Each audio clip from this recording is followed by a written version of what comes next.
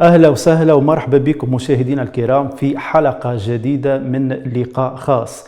لقاء خاص في هذه الحلقة يسلط الضوء على موضوع أسال الكثير من الحبر في الآونة الأخيرة لما أثاروا من ردود فعل. الشركات الأهلية، هذا المشروع الجديد وهذا المصطلح الجديد على الشارع التونسي. ما هي هذه الشركات الأهلية؟ الشركات الأهلية بين معارض وموال كيف ولماذا؟ وهل أنه يمكن القول أن الشركات الأهلية هي عنصر إنقاذ الآن للشاب التونسي؟ كل هذا ومحاور أخرى نتناولها في لقائنا اليوم من لقاء خاص رفقة ضيفي اللي أنا سعيد جدا بالترحيب به، السيد محمد علي نهيدي، رئيس قسم قروض بالبنك التونسي للتضامن. مرحبا بك سي محمد علي. شكرا، بارك الله فيك على الاستضافة الطيبة في قناة الهدف المغاربي. إن شاء الله تحصل الفائدة اليوم للمستمعين. إن شاء الله مرحبا. إذا في أولى محاورنا سي محمد علي خلينا نعطيو فكرة على البنك التونسي للتضامن. البنك التونسي للتضامن، شكون الحرفاء اللي يلتجئوا للبنك التونسي للتضامن؟ تعطينا لمحة عامة عن هذا البنك سي محمد علي. هو البنك التونسي للتضامن مؤسسة بنكية عمومية مختص في مساعدة الباعثين على إحداث مشاريع منتجة، على التعويل على اللذات، على دفعهم إلى الانتصاب للحساب الخاص من خلال مجموعة من القروض من خطوط التمويل اللي يتصرف فيها البنك. عندنا خصوصيات تميزنا عن باقي المؤسسات البنكية. أهم هذه الخصوصيات أنه البنك تعطي قروضها بدون ضمانات، وهذا مهم ياسر. تعطي بإجراءات معناها مبسطة وميسرة، وتعطي قروض عن طريق مباشر عن طريق فروعها البنكية. عندنا 28 فرع بنكي 28 منتشرين في كامل تراب الجمهورية، أو عن طريق جمعيات التمويل الصغير. عندنا كيف حوالي 200 جمعية مختصة في هذا الصنف من التمويل. وكيف تعطي البنك التونسي للتضامن تمويلات حسب خطوط التمويل الشريعة الإسلامية.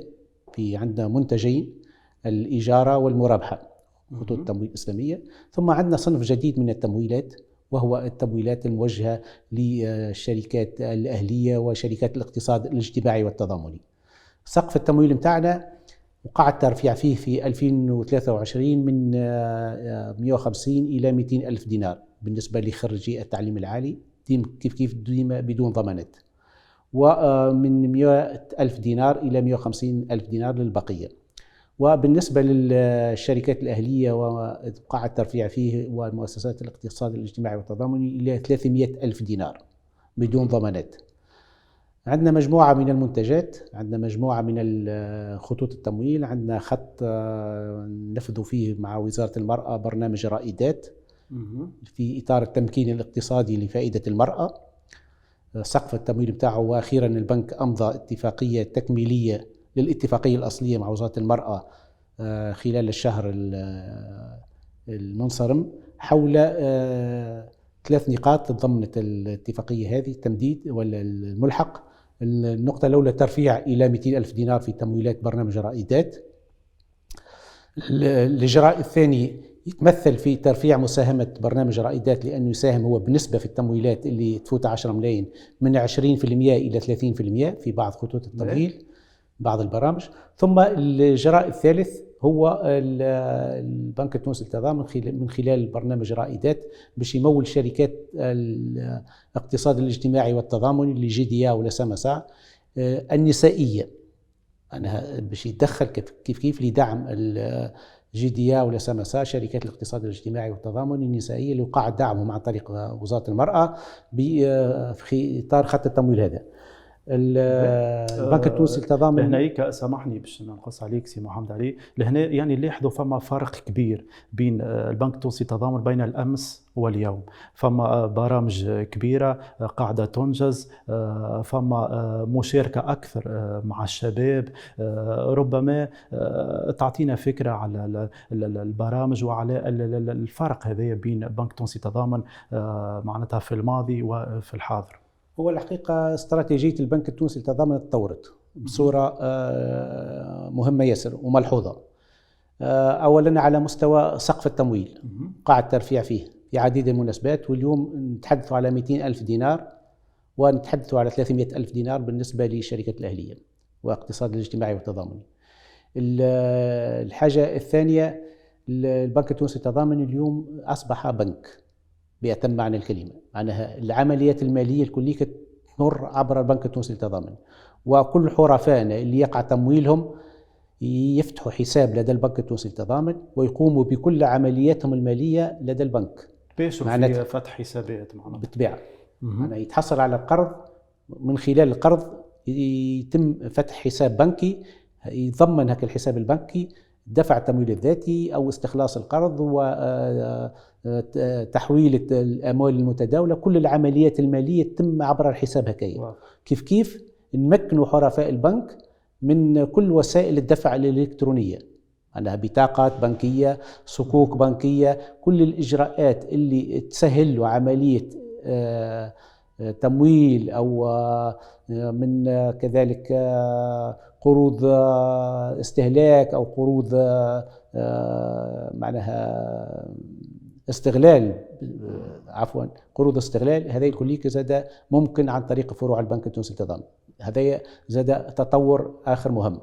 التطور آخر مهم زاد البنك التونسي للتضامن نوع من المنتوجات نتاعو. عندنا عديد البرامج، نحكوا اليوم على تمويل الشركات الأهلية، نحكوا على تمويل البرنامج، برامج تمويل المرأة معناها من خلال رائدة ثم من خلال رائدات في إطار التمكين الاقتصادي. نحكوا على البرنامج زاد جديد إن شاء الله باش ننطلقوا به من خلال الأيام القادمة، هو خط لتمويل الفئات المحدودة وضعيفة الدخل بقيمة 20 مليون دينار. عندنا خط آخر لمساعدة المؤسسات اللي تأثرت من جائحة كوفيد، وهذا يتم تنفيذه بالشراكة مع وزارة التشغيل، والاعتمادات المرصودة للبرنامج هذا في حدود 26 مليون دينار لإنقاذ المؤسسات اللي معناها تلاقي صعوبات جراء جائحة كوفيد، وهي كثيرة. عندنا برنامج زاد جديد مخصص لإحداث وتمويل إحداث تجهيزات، معناها تركيز تجهيزات الفوتوفولتايك، معناها الطاقات المتجددة، وهذا باش انطلقنا في تمويل معناها المشاريع من خلال شراكة مع وكالة النهوض بالاستثمارات الفلاحية، وهذا موجه خاصة للقطاع الفلاحي. معناها الفلاحين اللي موجودين في مناطق ريفية ويلقوا صعوبات في الربط بشبكة ستيج، عن طريق البرنامج هذا ينجموا ياخذوا التجهيزات المقتصدة في الطاقة فوتوفولتايك، وعملية ضخ المياه وكل العمليات معناها اللي تتطلب توفر الكهرباء تنجم البنك التونسي للتضامن يدخل في تمويلها إلى حدود 200 ألف دينار.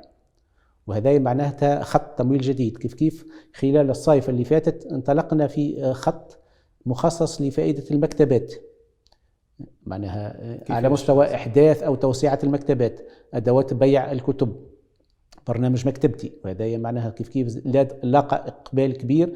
وعليش بالضبط خممتوا في هو حسينا اللي خاصة مع ارتفاع كلفة معناها المواد الأولية وكل ما يهم معناها تجهيز المكتبات، لقينا إقبال من أصحاب المكتبات على البحث عن تمويلات لتمويل الموسم الدراسي نتاعهم باش يخدموا خلال الموسم الدراسي، بداية الموسم الدراسي. فقلنا علاش لا في البنك التونسي للتضامن ما نستجيبوش للطلبات هذه، وعملنا لهم خط خصوصي يوصل إلى 30 ألف دينار بالنسبة لإحداث مكتبة جديدة، و20 ألف دينار بالنسبة لتوسعة المكتبات.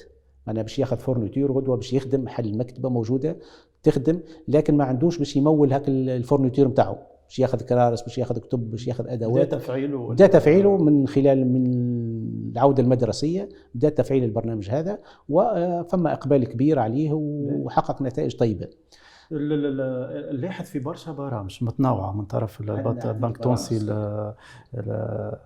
للتضامن، لكن علاش نحسوا مازالت المعلومه غائبه عند المواطن التونسي، عند الشاب التونسي؟ هل هو تقصير من المواطن في حد ذاته انه ما يخوش المعلومه؟ هل المعلومه مش واصله من طرف الاداره؟ هل انه وسائل الاعلام ربما زاد عندها دخل في لكن نلاحظ برشا برامج. علاش مازال الشاب التونسي يشكو من نقص المعلومه سي محمد علي؟ هو في الحقيقه كي نشوفوا التطور نتاع عدد المشاريع اللي نمولوا فيهم سنويا، نلاحظوا اللي فما اقبال، والاقبال هذايا يتزايد من عام الى عام.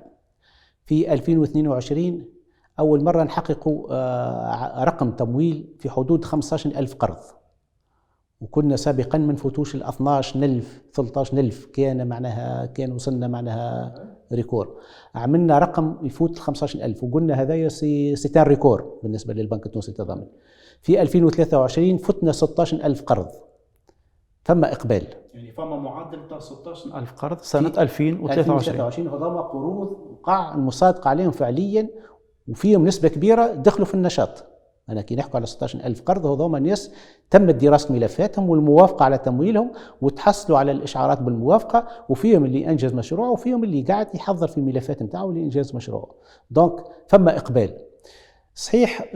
ربما تقول لي المعلومة البرودوي المتنوع ياسر وخطوط التمويل متنوعة والشرائح نتاعنا زاد مستويات التعليمية نتاعها متنوعة، وهذا يتطلب أنه معناها مجهودات البنك مع كافة المتدخلين الآخرين، لأنه ما نخدموش وحدنا، نخدموا مع مكاتب التشغيل، نخدموا مع لابيا، نخدموا مع لابي، نخدموا مع عديد الهياكل، مراكز الأعمال، مع مكاتب التشغيل. عندنا اتفاقيات في التعاون والتكامل، ومعناها على مستوى المتابعة، على مستوى الإحاطة، على مستوى المرافقة، على مستوى إعداد مخططات الأعمال. هذه الكلية معناها يكريس نوار سير بلان، وقاعدين ننفذوا فيه وقاعدين نحققوا فيه نتائج، ونحاولوا ندعموا ونساعدوا باعثي المشاريع.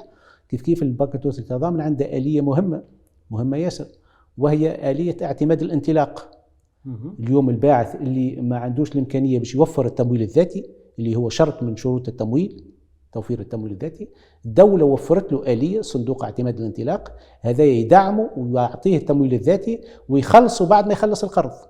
واللي كان فيه مشكل التمويل الذاتي للشاب التونسي ساعات يقف معناتها وينحيها حتى فكرة المشروع من فكره لسبب التمويل الذاتي. في وقت من الأوقات كان مشكل عويص للشاب التونسي التمويل الذاتي، لقات فيه حل تويك البنك التونسي. لقات حل، وكان الحقيقة عمل دفع كبير لبعث المشاريع، لأنه اليوم باش تمول مشروع ب 200 مليون من المفروض أنك توفر 30% من 200 مليون 60 مليون تمويل ذاتي. ما نتصورش فما باعث عنده 60 مليون صحيح. من الشباب اللي تخرج توا باش يعمل مشروع ب 200 مليون، يعني ديجا يلزموا قرض الأحداث المشروع وقرض للتمويل الذاتي. الدولة جات تدخلت وتعطيه 60 مليون كتسبقة هكية على التمويل الذاتي، يخلصها بعد ما يخلص القرض. الفايدة ما فماش بدون فايدة. وهذا معناها أعطي دفع كبير لبعث المشاريع، وشجع الشباب على الانتصاب للحساب الخاص وحل معضلة كبيرة، معضلة التمويل الذاتي. احنا تويك في الاطار هذا باهي كي قاعدين نعديو في المعلومه للشاب التونسي، معلومه ربما ناقصه، معلومه ربما غالطه، كما تنجم ربما مفقوده تماما. باهي البرامج هذوما اللي اقترحتهم معناتها فيما يخص البنك التونسي للتضامن، لكن السؤال تويك المطروح مقارنه بالبنوك ومؤسسات التمويل الصغير، وين ينجم يحط روحه البنك التونسي للتضامن؟ هل هو اولويه عند الشاب التونسي تو، وربما الالتفات لمؤسسات تمويل وما تسيبوا من قروض معناتها بشكل يومي اعداد رهيبه وكبيره البنك التونسي للتضامن؟ هل حان الوقت لكي يفرض نفسه بقوه في الشارع التونسي امام معضله البطاله سي محمد علي؟ هو البنك التونسي للتضامن تقريبا البنك المختصه في الميزو فينانس، معناها التمويل الوسيط، معناها له كبير ياسر وله صغير ياسر. تقريبا البنك المتوسط هذايا البنك تقريبا اختصت في التمويل هذايا، وكل الشباب من خريجي التكوين المهني او من خريجي الجامعات يعرفوا اللي الوجهه المحبذه لهم هي البنك التونسي للتضامن. علاش الوجهه المحبذه؟ لانه الاجراءات ماهيش كبيره، اجال الاجابه اجال ماهيش طويله. قداش الاجال؟ ما تفوتش شهر، خلال شهر عاده ما تفوتش شهر يقع الرد على المطلب نتاعو. البنك التونسي للتضامن يمول كل الانشطه، فما إمكانية أنه سي محمد علي الشهر هذا ينجم يكون أقل؟ الشاب التونسي يبدأ على أحر من الجمر، ماذا بيه حتى في 24 ساعة تجاوبه، في 48 ساعة يحل مشروعه، وفي الأسبوع الأول يبدأ يدخل معناتها الحقيقة. الشهر هل هو معناتها كأقصى مدة معناتها كأقصى مدة؟ لكن زاد البنك التونسي للتضامن قاعدين نخدموا حاليا على الديجيتاليزاسيون، على أنه المعطيات الكل بتاع تقديم المطلب ومعالجته وهذه الكليكة تكون معناتها دين فاسون اديستانس، وهذايا تماشيا يساهم في التسريع في دراسة الملفات وأخذ القرارات. ثم عديد برامج أخرى كما سكورينج زاد أنه الإجابة تكون في أجال معقولة. فما عديد الإجراءات الأخرى اللي قاعد يخدم عليها البنك التونسي للتضامن من أجل أنه تقليص في أجال الرد على المطالب، ومعناها ما نخلوش الشاب يستنى في مرهون في المطلب هكايا ويستنى في المستقبل نتاعو مرتبط بإجابة البنك التونسي للتضامن. دونك هذه الكلية فما برامج أخرى مرافقة قاعدة البنك التونسي للتضامن يخدم عليها من أجل تحسين الآجال الإجابة ومعالجة الملفات. يعني طبيعي نفهم من كلامك سي محمد علي اللي بدينا نخرجوا من الفكرة الكلاسيكية على البنك التونسي للتضامن أنه فقط الشاب اللي عنده شهادة عليا اللي يتخرج ويخمم في مشروع يلتجئ البنك التونسي للتضامن. ربما حاجة عرفت على البنك، لكن ظهر بالكاشف حسب كلامك اللي البنك التونسي للتضامن ليس فقط يمول الشاب في إطار إحداث مشروع، وإنما برامج مختلفة متنوعة أخرى تهم كل فئات المجتمع، كل أنواع المشاريع تقريبا، التشجيع كبير للنساء معناتها حسب ما طرقت أنت لهنا، بوادر كبيرة ونلاحظوا خدمة كبيرة يخدم فيها البنك سي محمد علي. هو التنويع هذايا هو اللي يخلي معناها الإقبال يتزايد على البنك التونسي للتضامن. تنويع في المنتوجات، لأنه كل ما تنوع في المنتوج كل ما تستهدف شريحة جديدة من الباعثين ولا من الراغبين في الاستثمار. كل ما تنوع الدخل منتوج جديد كل ما يقع إقبال أكثر على البنك التونسي للتضامن. في خلال الموسم الفلاحي اللي تعدى هذايا اللي احنا في بدايته معنا في خلال شهر سبتمبر، عملنا مع وزارة الفلاحة عملنا برنامج استثنائي لتمويل المواسم الفلاحية.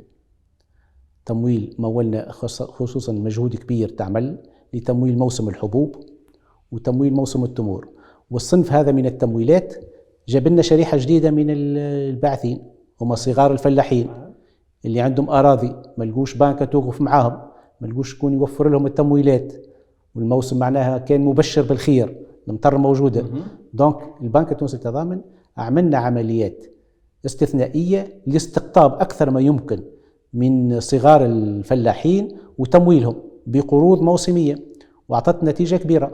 كنا في العادة نعطوا في حدود 3 مليارات قروض موسمية، الموسم هذايا عملنا أكثر من 14 مليار قروض موسمية مباشرة عن طريق البنك التونسي للتضامن. رقم كبير، رقم مهم ياسر، بخلاف القروض اللي أعطيناها عن طريق جمعيات التنمية، جمعيات التمويل الصغير. كيف ربما هذيك سي محمد علي الجمعيات في حد ذاتها ربما المراجعة عليها أصبحت معناتها ضرورية، لأنه التمويل متاعها ما يكونش بشكل مستمر، المبالغ صغيرة نوعا ما، لا تفي بحاجة عدد كبير من طالبي القروض. فما مراجعة باش تخص الجمعيات، فما برنامج لإعادة هيكلة للجمعيات، هي عددها كثير في الجمهورية التونسية. هو تويك اللي قاعدين ينشطوا توا في حدود 200 جمعية، وضم يتلقوا تمويلاتهم من البنك التونسي للتضامن، تقع متابعتهم سنويا، ومعدل بالنسبة ل 2013 أعطوه في حدود 45 ألف قرض باعتمادات بقيمة 100 مليون دينار. السقف نتاعهم قداش؟ والسقف قاعد ترفع فيه إلى 10,000 دينار، 10 ملايين. كان 5 وقاعد ترفع فيه إلى 10. تخيلوا فما عباد ياخذ من الجمعية، فما اللي ياخذوا 10. في شروط ربما، في شروط يعني يلزم. ما ينجمش واحد أول مرة ياخذ 10 ملايين من الجمعية، ينجم بإمكانه كي يقدم ملف نتاعه ويكون عنده الكاليفيكاسيون ويثبت اللي المشروع نتاعه يتطلب 10 ملايين. وعندنا حالات بالطبيعة. أي.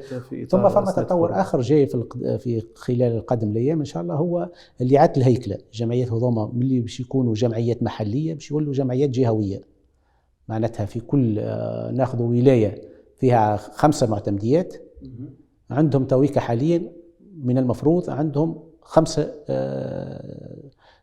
جمعيات قروض صغيرة في كل معتمدية. هذوما باش يتجمعوا في جمعية جهوية تكون في كل ولاية. بطبيعة الحال في تجمعهم هذايا الاعتمادات باش تكون أكبر،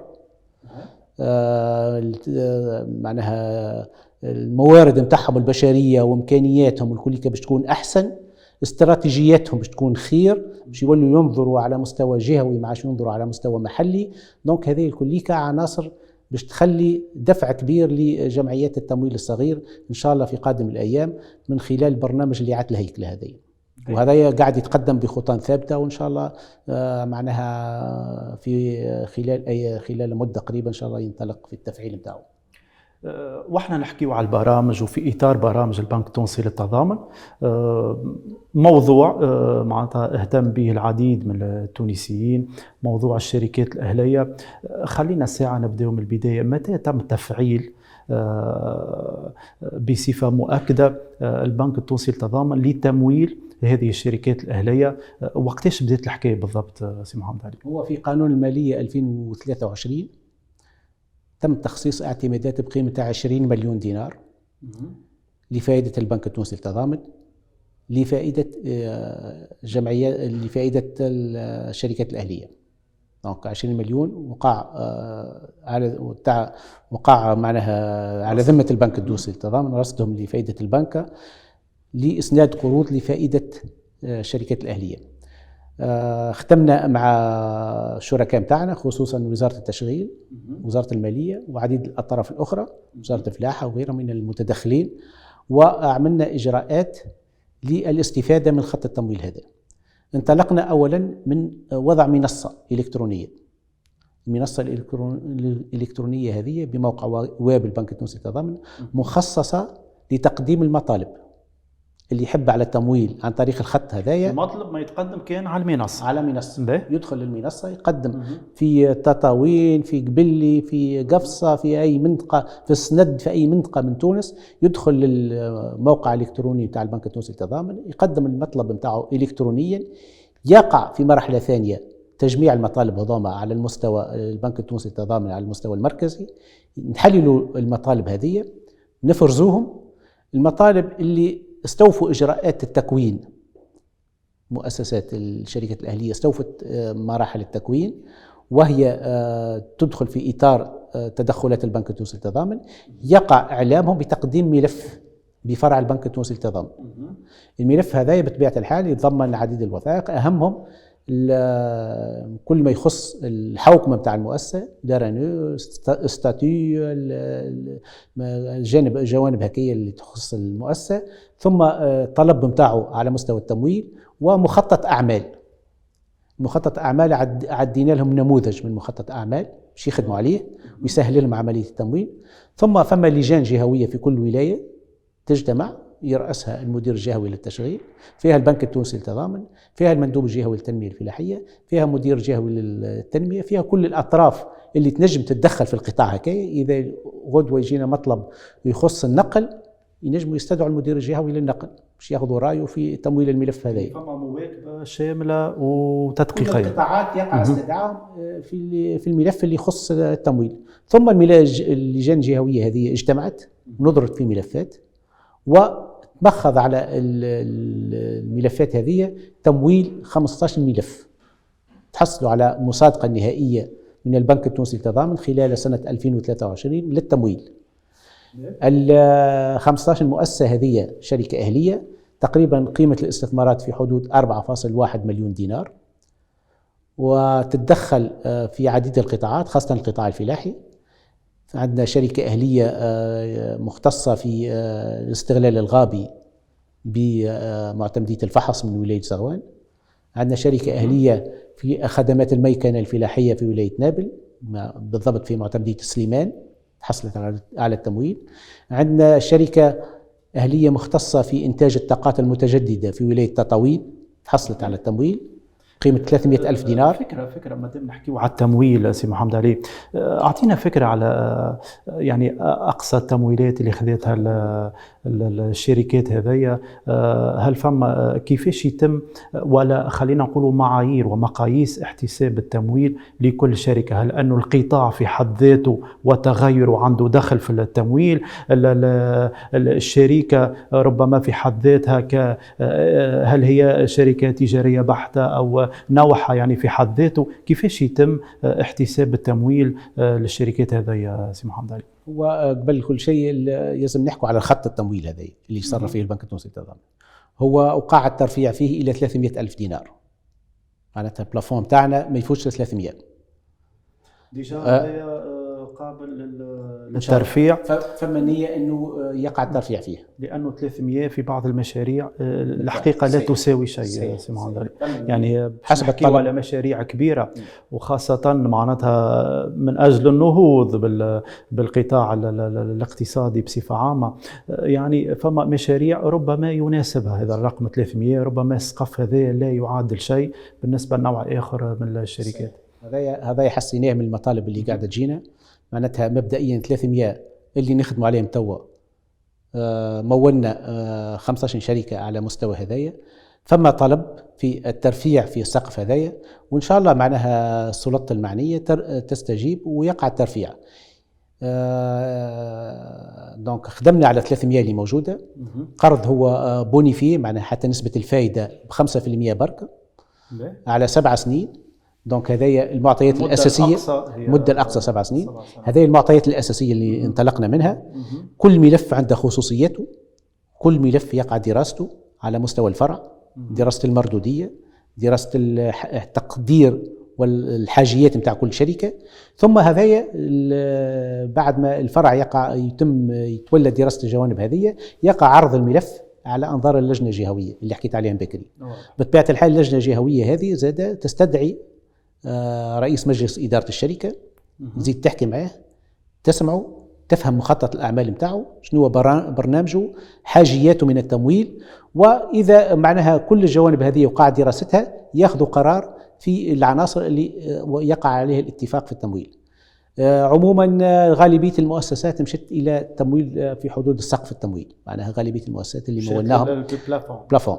فما بعض الشركات كانت حاجياتها أقل، نحكوا مثلا هنا على الشركة اللي حكيت عليها في ولاية نابل في حدود 175 ألف دينار تقدير الحاجيات. عندنا في نابل، عندنا في تطاوين 4 شركات أهلية تمت المصادقة عليهم. عندنا في سيدي بوزيد شركة مختصة في صناعة الأعلاف ب300 ألف دينار، أخذت التجهيزات وأخذت المال المتداول وبدأت تخدم. أغلبها فلاحية شركات، أغلبها فلاحية. عندنا شركة أهلية زاد مبادرة طيبة الحقيقة، وكانت لاقت استحسان وإعجاب كل الأطراف. شركة أهلية مختصة في نقل العملة، وتعرفوا مشاكل العملة معناها خاصة العاملات في القطاع الفلاحي، والمشاكل الأمنية اللي تترتب على نقلهم في وسائل غير معدة للنقل.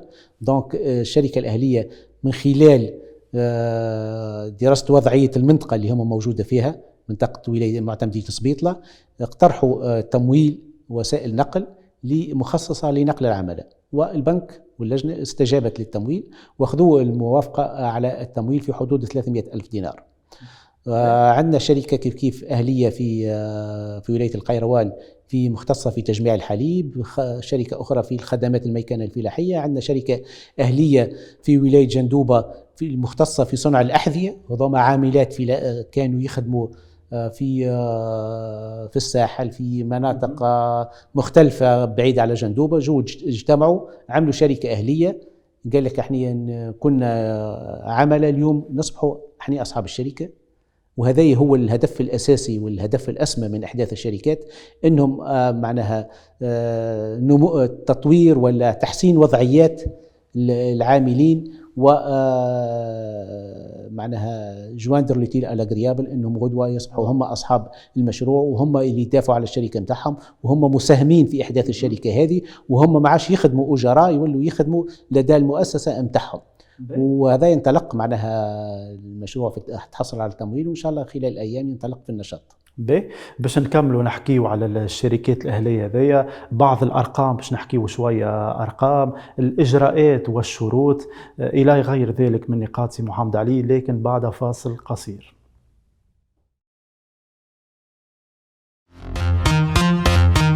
بعد انتظار كبير وتعب دام أيام وشهور، اليوم الحلمة بدأت تتحقق. قناة الهدف المغاربي مولود إعلامي جديد ينضاف إلى المشهد الإعلامي السمعي البصري، ويعمل على قيم الشفافية والمصداقية ونقل الحقيقة كما هي، ويوعدكم برشا مفاجآت وبرشا برامج بأفكار شبابية جديدة تبث لأول مرة في تونس وفي الوطن العربي. برامج تهتم بالثقافة، بالسياسة، بالاقتصاد، وبرامج تكوينية تأثر الشباب في مختلف المجالات وتعمل على إدماجهم في سوق الشغل. حلم الشباب باش يتحقق مع قناة الهدف المغاربي. مرحبا بكم مرة أخرى مشاهدينا الكرام، ونعاودوا الترحيب بضيفنا سي محمد علي نهيدي. مرحبا بك سي محمد علي، رئيس قسم قروض بالبنك التونسي للتضامن، وامتداد سي محمد علي للبرامج نتاع البنك التونسي للتضامن في علاقة بالشركات الأهلية. شنو هي أبرز البرامج، وكان عندك بعض الأرقام بطبيعة الحال؟ هو الاعتمادات اللي مخصصة لهذا البرنامج تمويل الشركة الأهلية وقاع الترفيع فيها من 20 إلى 40 مليون دينار. دونك هذايا بطبيعة الحال، وتفتح تمويل الشركات الأهلية إلى كافة البنوك تقريبا. بالنسبة للبنك التونسي للتضامن إن شاء الله يكون عندنا كما كان عندنا السبق في أن بدينا أول بنك مول الشركات الأهلية، إن شاء الله يكون عندنا السبق في أن نواصل تمويل الشركات الأهلية بنفس النسق وإلا خير من النسق اللي بدينا به.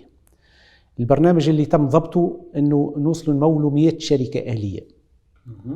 100 شركة أهلية بطبيعة الحال باش نوصلوا للرقم هذايا، فما استراتيجية وفما إجراءات عملتها البنك التونسي للتضامن. هذا برنامج 2024.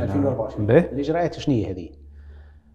خلال 29 فيفري وقع افتتاح فضاء للشركات الأهلية بالمقر المركزي للبنك التونسي للتضامن. معناها البنك عمل فضاء مخصص للشركات الأهلية لاستقبال كل الباعثين اللي يحبوا يستثمروا في ولا يبعثوا شركات أهلية من أجل التعرف على الإجراءات، على المراحل، على كيفية التمويل، على شيخوا فكرة عامة الشاب في الفضاء هذا يقع إحاطة به وتوجيهه ونصحه، وكيف وقع تكليف إطار عالي بالإشراف على هذا الفضاء.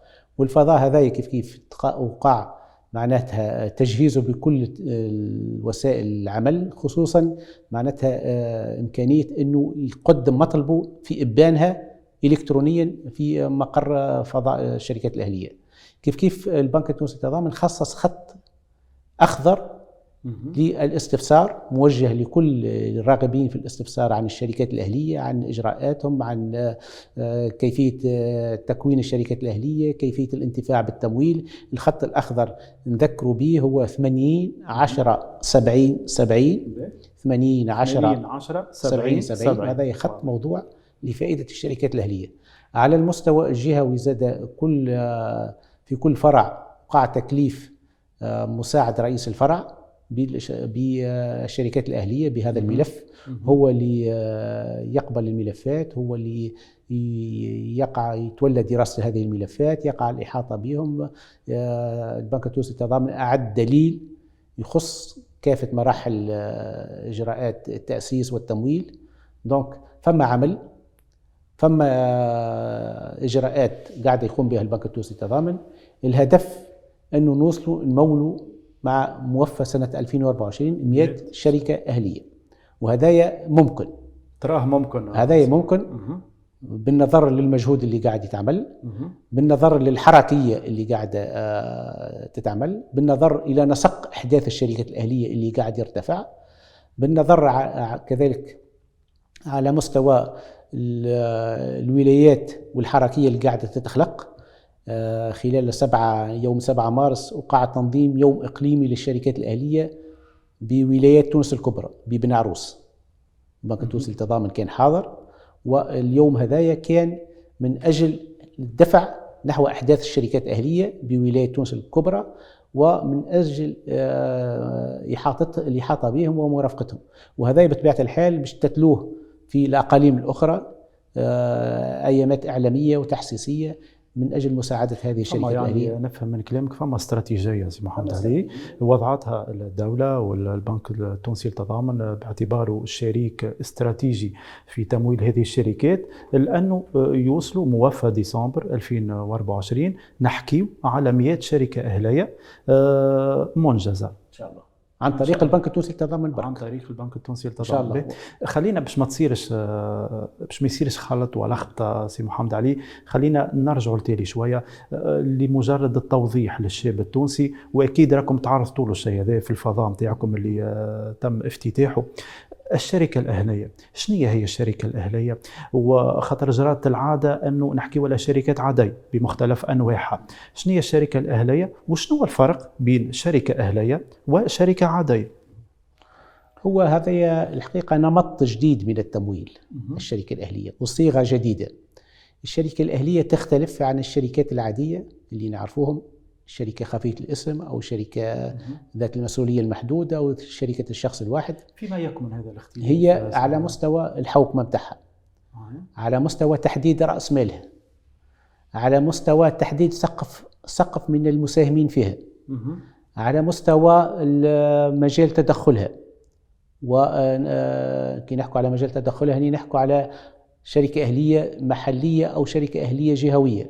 يعني شركة أهلية فما نوعين من الشركات الأهلية، محلية وجهوية. شنو الفرق بيناتهم؟ شركة أهلية محلية تتدخل على مستوى محلي، المساهمين ما يقلوش على 50 مساهم في رأس المال متاعها، رأس المال ما يقلش على 10,000 دينار، 10 ملايين، وهي تنشط كما ذكرت على مستوى محلي. الشركة وتحت إشراف السلطات الجهوية. الشركة الأهلية الجهوية هي تنشط على مستوى أكثر من معتمدية في نفس الولاية، وإلا الشركة شركات محلية يقع تجميعها في شركة جهوية. عدد المساهمين ما يقلوش على 50 مساهم، ورأس مالها ما يقلش على 20,000 دينار. على مستوى الحوكمة كيف هناك مجلس إدارة، وهناك معناتها على مستوى كذلك اختلاف كبير على مستوى المرابيح والتصرف في هذه المرابيح. فما نسبة منها تمشي إلى دفع التنمية المحلية في المناطق التدخل، على مساندة المتساكنين المناطق هاكي. دونك الحقيقة الفكرة والبادرة طيبة، لأنه كل منطقة كل جهة عندها مشاكلها التنموية، عندها خصوصياتها التنموية. والشركة الأهلية الهدف متاعها أنها تحاول معالجة الإشكاليات التنموية. كي نتحدثوا مثلا على نقل في منطقة معينة، لأنه فما إشكالية نقل في المنطقة هيك، نقل العاملات.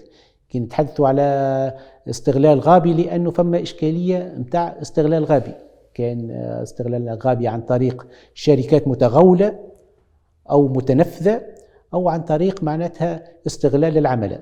دونك فما حاجيات، وهذه معناها الشركة الأهلية إن شاء الله تكون تستجيب لدفع التنمية المحلية والجهوية بالمناطق هذه. نكمل بكلامك، الغرض هو التنمية المحلية والجهوية. هل أنه حان الوقت توا نجموا نقولوا اللي الشركات الأهلية سيبون هي الحل للحد من نسب البطالة، هي الحل لخلق مواطن شغل؟ إلى أي مدى تنجم تكون الشركات الأهلية هي الحل للشاب التونسي وهي عنصر إنقاذ كما طرحنا السؤال قبيل يا سي محمد علي حسب رأيك؟ هي مجموعة من ما فمش عصا سحرية، هي مجموعة من الحلول معناتها كلها تكمل بعضها. والشركة الأهلية جات باش تكمل جانب غير موجود ولا ناقص على مستوى معناها إيجاد الحلول التنموية والبعث المشاريع التشاركي بين مجموعة من المتساكنين من أجل إيجاد حلول تنموية خصوصية لمناطقهم. دونك هو عمل تشاركي، عمل معناها الشركة الأهلية تكمل باقي الأصناف من التمويلات، وهي دافع للتنمية ونمط جديد يلزم كل خاصة من خريجي التعليم العالي وأصحاب الأفكار أنهم يضعوا اليد مع بعضهم من أجل إيجاد حلول تنموية وإيجاد حلول معناها للبطالة متاعهم، ربما من خلال معناها تجميع الطاقات، تجميع الكفاءات في اختصاصات متعددة على مستوى التصرف، على مستوى استغلال الأراضي الفلاحية، على مستوى عديد الاختصاصات كي تتجمع نجم تعطي نتيجة تكون ذات جدوى وذات فائدة للمنطقة متاعهم. علاش مازالت الفكرة مرتبطة سي محمد علي بالقطاع الفلاحي للشركات الأهلية؟ علاش كي نحكيو شركة أهلية تو نحكيو على نسبة كبيرة أنها تكون شركة فلاحية؟ هل هناك هيمنة للقطاع الفلاحي؟ هل هناك مشاركة قداش تقدر حسب تقريبا النسب تاعها للقطاعات الأخرى في إطار الشركات الأهلية؟ علاش توجه فلاحي بحت للشركات الأهلية حسب رأيك تفسير سي محمد علي؟ والله الحقيقة هو ثم تنويع في القطاعات، بدات معناها قاعدة الشركات الأهلية تتنوع. نحكي ولا 60% من الشركات الأهلية المنزه هي شركات فلاحية. أما النسبة بعد القطاع الفلاحي ما تنساش اللي هو قطاع مهم في تونس وقطاع مهيمن، يشكو بعض الصعوبات، يشكو بعض الصعوبات كبيرة في على مستوى الأراضي الدولية الغير مستغلة والأراضي الاشتراكية وهذايا فما برشا مشاكل. لكن إن شاء الله زاد كيف إن شاء الله تكون التنويع في المبادرات والتنويع في القطاعات حتى العملية تكون متكاملة وما يقعش معناها التركيز على قطاع بخلاف قطاعات أخرى. لاحظنا برشا أصوات في المدة الأخيرة للباعثين والفلاحين الصغار، صغار الفلاحين، فيما يخص المشاكل هذه نتاع الأراضي الفلاحية، أراضي اشتراكية، أراضي دولية. هل فما حلول توا الوقت الراهن فيما يخص هذه الأراضي؟ كيفية استغلالها في إطار الشركات الأهلية سي محمد علي؟ والله الحقيقة هو الموضوع كبير ياسر، ربما احنا كبنك مختص في التمويل معناها ندفع نحو ونشجع نحو إحداث شركات أهلية ومساعدتهم على التمويل. فما إجراءات أخرى مرافقة، وزارات معنية أكثر من البنك التونسي للتضامن، خصوصا أملاك الدولة، خصوصا وزارة الفلاحة، في قطاعات فنية هي ربما اللي قاعدة تنظر في الجوانب هذه. احنا على مستوى البنك التونسي للتضامن مستعدين ندعم كل المبادرات، كل الأفكار، لكن في إطار الإجراءات القانونية تكون سليمة وبعد مصادقات اللجان الجهوية اللي تنظر في هذه الملفات.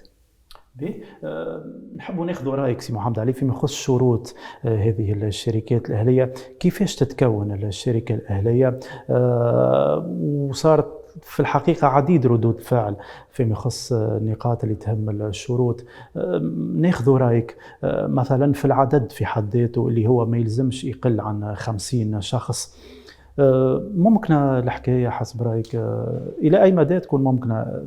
ربما فما شركات ينجموا يكون العدد متاعهم أقل لكن ما عندهمش الحق يتمتعوا بشركة أهلية.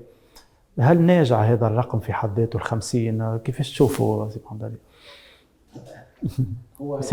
هو الحقيقة القانون ينص على أنه يكون عدد المنخرطين ما يقلش على 50، وهذا نجم ناخذوه بجانب إيجابي، أنه كل ما كانت القاعدة أكبر من المنخرطين كل ما كانت عملية تجميع رأس المال أسهل، كل ما كانت الكفاءات والطاقات المتوفرة تكون أحسن، وكل ما ترتب عليها هذا بطبيعة الحال من على مستوى الحوكمة من وصول مجلس إدارة تاع المؤسسة يكون على قدر كبير من الكفاءة ومن المعرفة على إدارة هذا العدد من المنخرطين.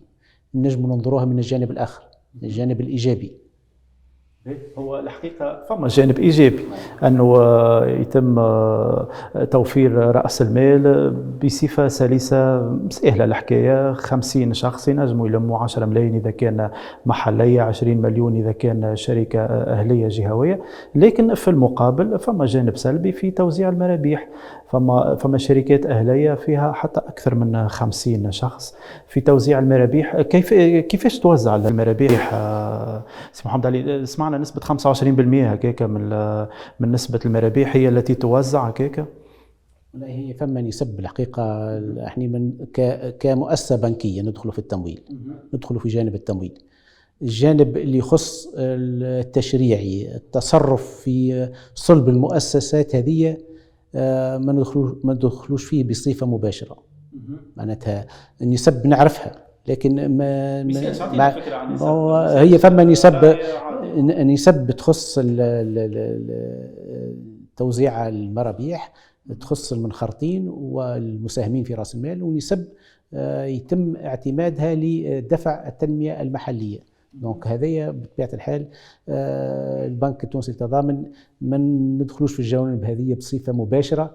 احنا الأهم واللي يهمنا أكثر واللي ينفعنا أكثر أنه نمشوا في تمويل شركات نضمنوا لها الديمومة، نضمنوا لها توفير حاجياتها من التمويل، نضمنوا لها أنها تنفذ مخططات التمويل متاعها بكل دقة وبكل مع المتابعة والحرص على إنجاح هذه المشاريع. والحقيقة إلى حد الآن بعد البداية الطيبة في تمويل الدفعة الأولى من المشاريع قاعدين نتابعوا مع الفروع متاعنا في تركيز هذه المؤسسات، التركيز الفعلي في إنجاز الاستثمارات عن طريق تسليمهم أذون التزود، عن طريق صرف الأموال المتداولة، عن طريق متابعة تركيز المعدات والانطلاق في النشاط، وإيجاد ربما تدخل في حال وجود صعوبات أو إشكاليات على مستوى إنجاز هذه الاستثمارات. هذه كلها قاعدين نقوم به على مستوى فروع البنك، ونسق كذلك مع كافة المتدخلين معنا، خصوصا وزارة التشغيل اللي عندها كيف ما تقدم للشركات الأهلية عن طريق كتابة الدولة للشركات الأهلية. وكما تعرف فما اعتمادات وقع وضحها على مستوى الإحاطة والمرافقة للشركات الأهلية من قبل وزارة التشغيل. هني نحكوا على منحة تضامنية، هذه منحة وقع إقرارها، وبإمكان الشركات الأهلية اللي وقع إحداثها خلال السنة الأولى من النشاط الانتفاع بهذه المنحة، وقدرها 20,000 دينار. 20,000 دينار كمنحة لدعمها على مستوى الإحداث أو على مستوى التركيز وعلى مستوى الانطلاق الأولي في النشاط. كيف فما منح مرافقة باش تعطى للشركات الأهلية. ديما نبقوا نحكوا على الشركة الأهلية، ما نحكوش على المنخرطين. دونك المنتفع هو الشركة الأهلية. منح المرافقة لدى تركيز هذه الشركات ولضمان المرافقة والمتابعة والإحاطة بهذه الشركات من قبل مرافقة فما متابعة. هذا فما برنامج كامل عن طريق الوكالة الوطنية للتشغيل لضمان المرافقة والمتابعة والإحاطة بهذه الشركات حتى نضمنوا سلاسة انطلاقها في النشاط.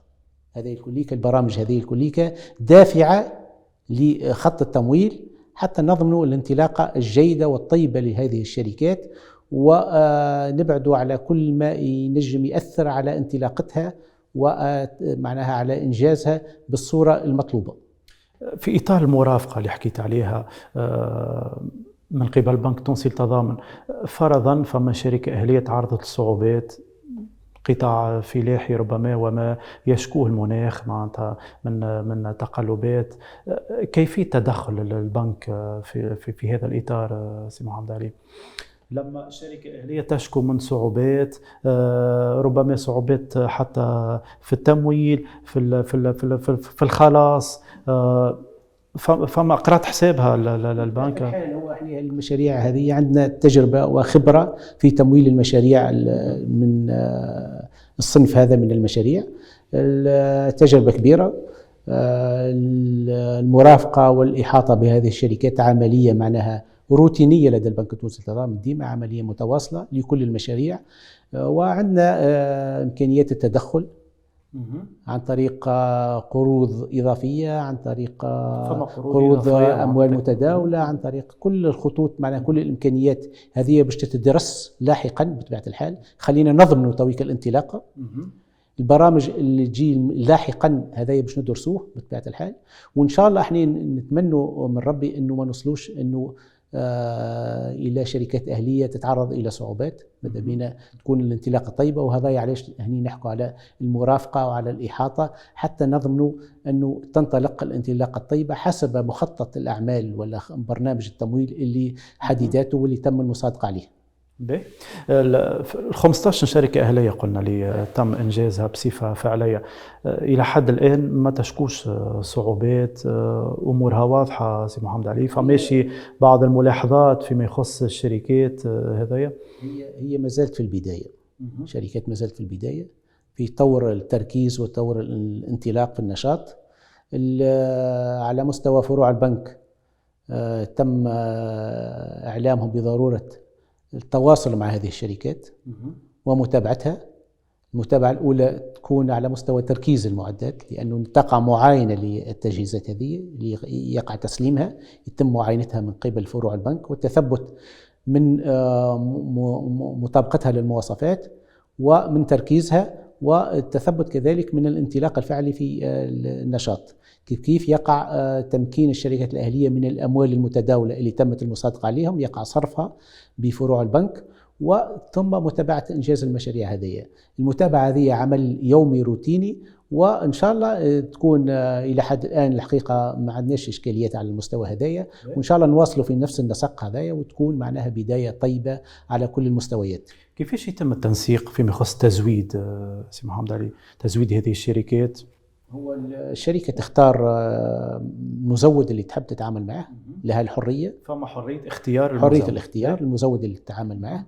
تقع دراسة الملف هكايا، فواتير التقديرية من قبل الفرع البنك ثم من قبل اللجنة الجهوية، وحين يتم المصادقة على التمويل يتم تمكينها من أذون تزود لاقتناء التجهيزات هذه حسب المواصفات اللي تمت الموافقة عليها، ويتصل المسؤول رئيس مجلس الإدارة بالمزود ويتم تمكينه من هذه التجهيزات وتركيزها لدى المؤسسة والانطلاق في النشاط. بين تقديم المطلب، دراسة المطلب، الإجراءات والتزويد والبداية الفعلية للمشروع، على قديش نجموا نحكيوا مدة سي محمد علي؟ هذوما الكل قديش نجموا ياخذونا وقت؟ السؤال الشاب التونسي. هو الحقيقة ديما المدة معناها نحاولوا ديما نقلصوا في الأجال الرد. الملفات هذوما كما تعرف ملفات بالنسبة لنا احنا فيهم لجنة جهوية تنظر، فيهم فرع بنكي يدرس، فيهم عناصر لازم تتوفر، فيهم ربما تراخيص، فيهم كراسات شروط، فيهم أراضي، فيهم عديد الجوانب لازم نثبتوا فيهم. كل ما استوفت الشركة كل الجوانب تنطلق في النشاط.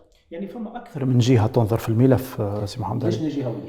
لجنة جهوية. لجنة جهوية. لكن لجنة جهوية ثبت في كل توفر كل الشروط على مستوى كراسات الشروط. كان فما كراسة شروط نشاط يلزم كراسة شروط، يلزم توفير كراسة شروط.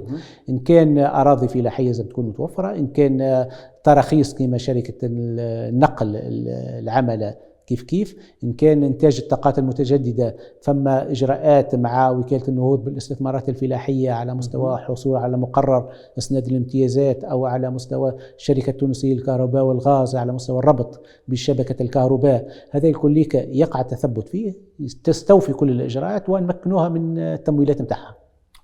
ولحد الآن أكثر الولايات المنتفعة من الشركات الأهلية ولاية تطاوين هي في المركز الأول بأربع شركات أهلية.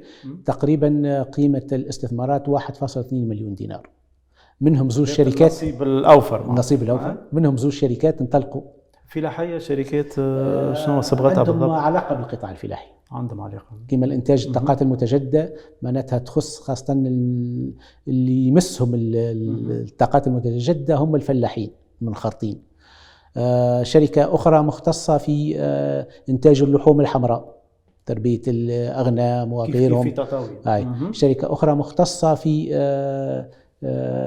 نقل اللحوم الحمراء وتوزيع اللحوم الحمراء. دونك خصوصا القطاع الفلاحي، الأربعة تقريبا ينشطوا في القطاع الفلاحي، خصوصا القطاع الفلاحي وخصوصا ولايات الجنوب حسب الارقام.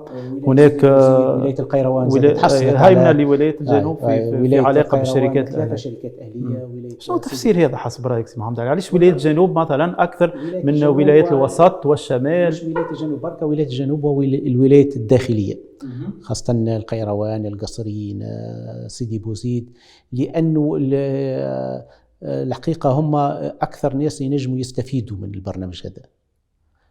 يستفيدوا مناطق فلاحية عندهم مشاكل تنموية خصوصية بالمعتمديات. دونك هذه آلية نجم الدعم مبادراتهم والدعم معناها إيجاد حلول خاصة لمشاكل التشغيل والمشاكل التنموية بالمناطق هذه. هو الحقيقة صحيح فما برشا حديث للتنمية داخل الجهات داخل المعتمديات، باهي الفكرة هذه كي نحكيو على الشركات الأهلية، لكن فما شق آخر من الناس مشاو للصبغة الربحية لهذه الشركات الحقيقة، ونطلب رأيك في هذا في هذه النقطة. سي محمد علي برشا قالوا اللي الشركات هذه تندرج صحيح في إطار الاقتصاد التضامني والاجتماعي، فكرة الأهل، فكرة اليد وحدة كما نقولوا بلغتنا صحيح، لكن الشغل الشاغل نتاع الشاب التونسي هو المسألة الربحية، هو المدخول. إلى أي مدى هذه الشركات تعد ربحية حسب رأيك سي محمد علي إذا كان نحكيو فلوس؟ هو بالعكس، معناتها هذه الشركات تقاوم التغول. معناها هي ماهيش الجانب الربحي هو الجانب المسيطر، الجانب التنموي، الجانب التشغيلي، الجانب معناتها التكاتف، جانب إيجاد حلول تنموية في المناطق هذه، جانب إيجاد حلول تشغيلية للشباب. هذا الجانب الكبير اللي يهم الشركات الأهلية أكثر منه الجانب الربحي. بالعكس اللي يحب يربح ربما ما هوش هذا المجال متاعه، هذا مجال آخر، مجال خلق الأفكار المجددة، مجال المبادرة، مجال تجميع الجهود، مجال معناها إحداث مواطن الشغل، مجال لإيجاد حلول للإشكاليات التنموية الخصوصية ببعض المناطق.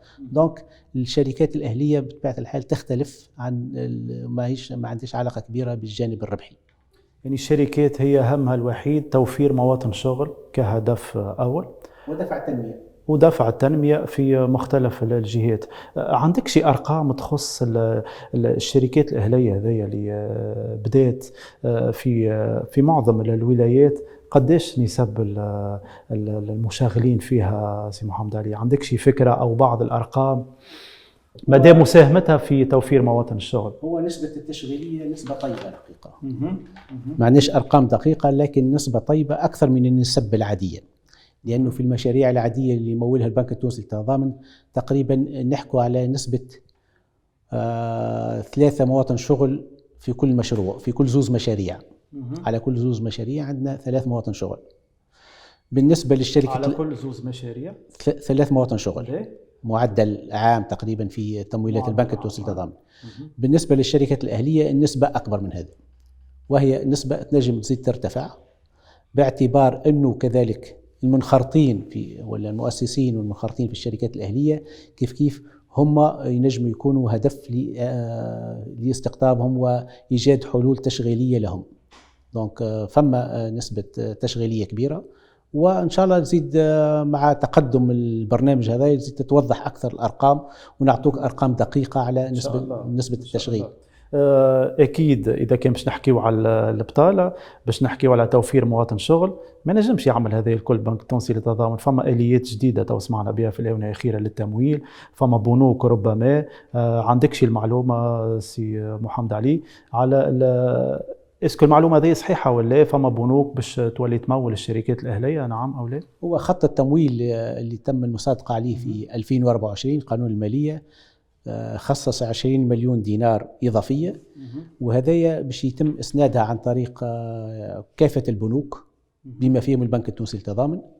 دونك البنوك الأخرى تنجم تنخرط في هذا البرنامج، وفما بنوك أبدت استعدادها منذ مدة وعلى تمويل الشركات الأهلية، والمجال مفتوح للناس الكل، واللي ينفع الناس احنا ماذا بينا عليه، ما عندنا حتى مشكلة. السؤال هذا خاطر شيء معناتها فما شوية مشاكل تمر بها بعض البنوك، ربما فما نظام بنكي ربما قابل للتعديل خاصة في الآونة الأخيرة وما سمعنا به أكيد، لكن في نفس الوقت ضرورة خلق آليات تمويل جديدة للتسريع ربما في إحداث هذه الشركات، لتكثيف عدد هذه الشركات، لمساندة حتى البنك التونسي للتضامن، لأنه زاد وحده يعني في الإطار هذايا فما برامج باش تصير، فما اتفاقيات، فما آليات جديدة معناتها بالتوازي مع البنك التونسي للتضامن. التمويل هذايا بطبيعة الحال هذا باش يتجسم في اتفاقيات باش يقع امضاها بين وزارة المالية ووزارة التشغيل والبنوك المعنية اللي تحب تشارك تنخرط في البرنامج هذا، وهي في لمساتها الأخيرة الاتفاقية هذه، وإن شاء الله معناتها ماذا بينا غالبية البنوك تنخرط في البرنامج هذا حتى يكون نحمل الجماعة ريش الناس الكل تشارك في دفع وتمويل الشركات الأهلية، وإن شاء الله الجاي خير لتونس.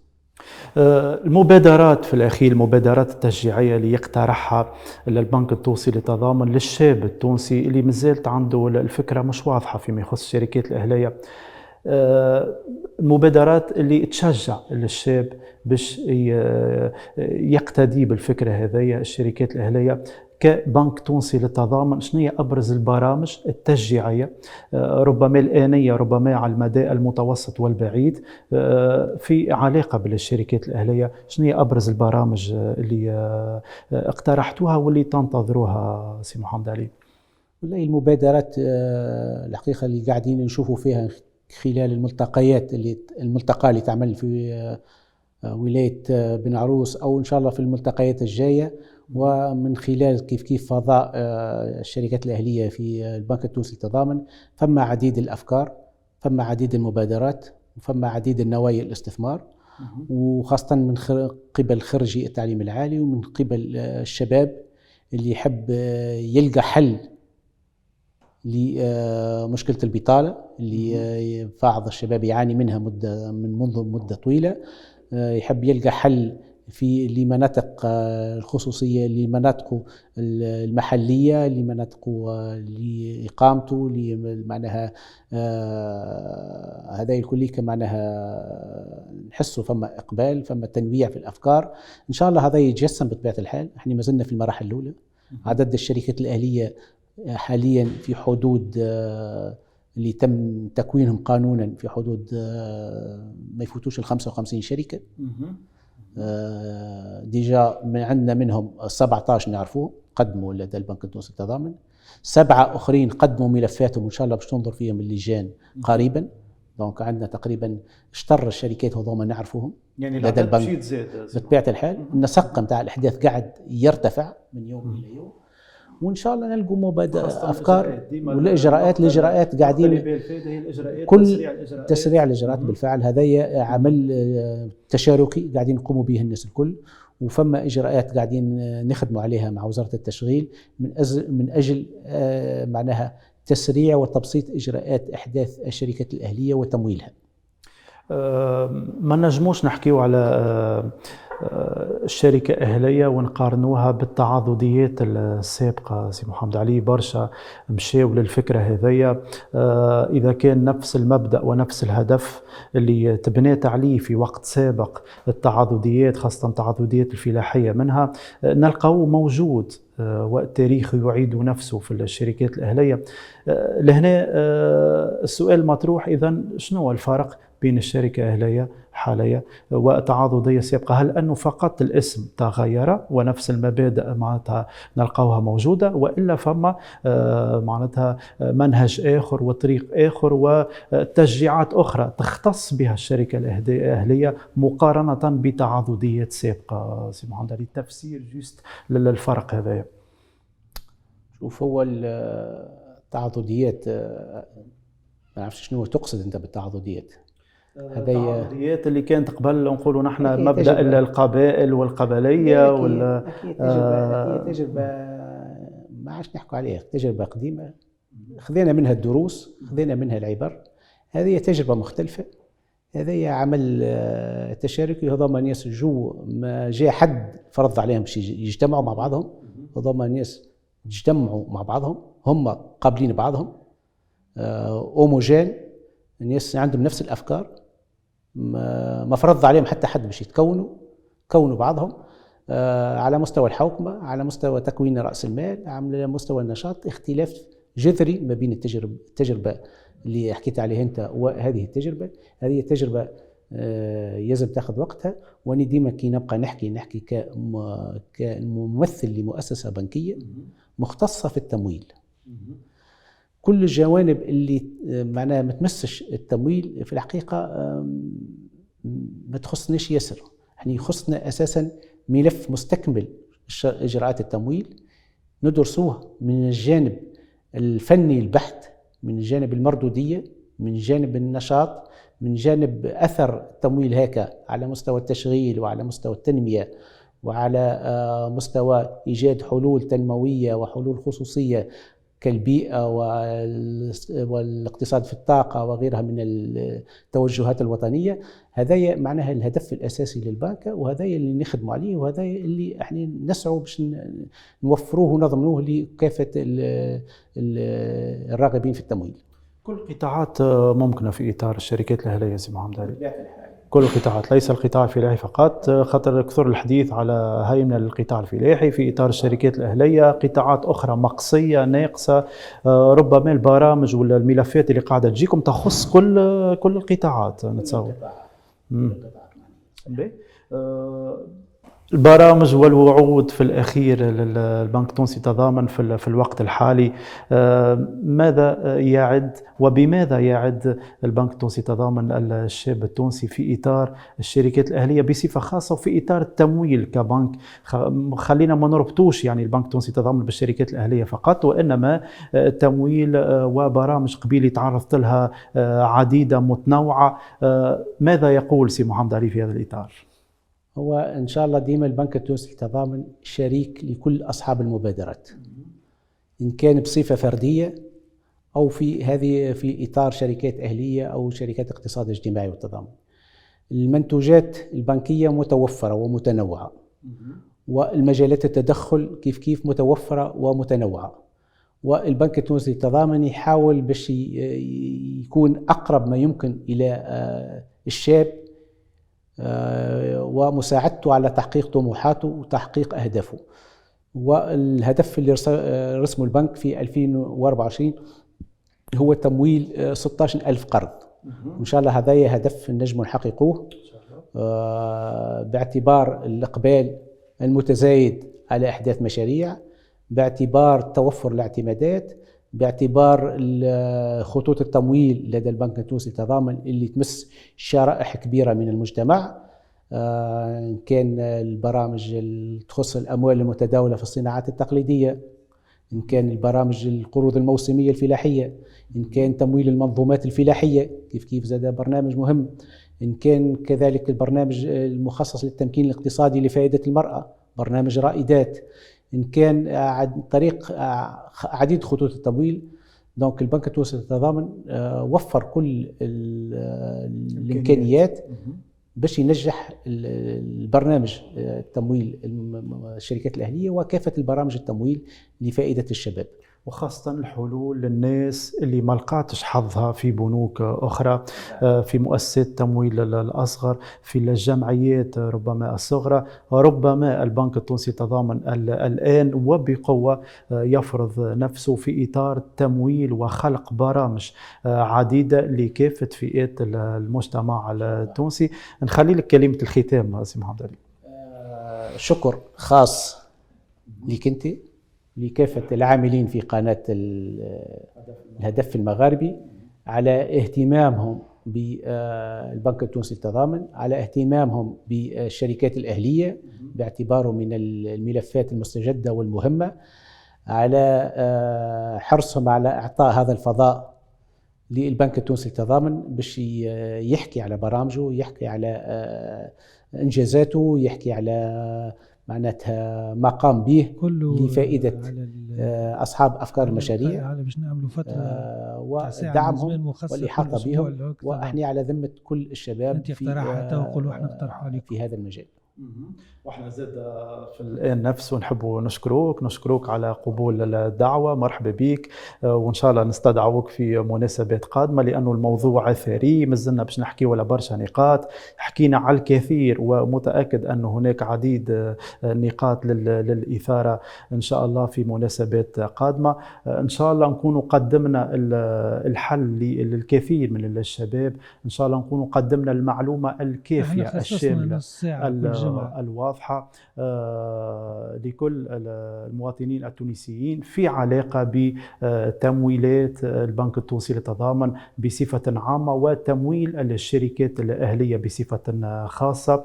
إلى هنا تنتهي حلقتنا مشاهدينا الكرام، إلى أن نلقاكم في عدد جديد وحلقة جديدة وموضوع جديد من لقاء خاص على نفس هذه القناة، قناة الهدف المغاربي، القناة اللي تلمنا.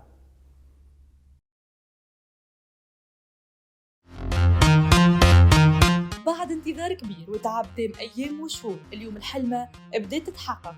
قناة الهدف المغاربي مولود إعلامي جديد ينضاف إلى المشهد الإعلامي السمعي البصري، ويعمل على قيم الشفافية والمصداقية ونقل الحقيقة كما هي، ويوعدكم برشا مفاجآت وبرشا برامج بأفكار شبابية جديدة تبث لأول مرة في تونس وفي الوطن العربي. برامج تهتم بالثقافة، بالسياسة، بالاقتصاد، وبرامج تكوينية تأثر الشباب في مختلف المجالات وتعمل على إدماجهم في سوق الشغل. حلم الشباب باش يتحقق مع قناة الهدف المغاربي،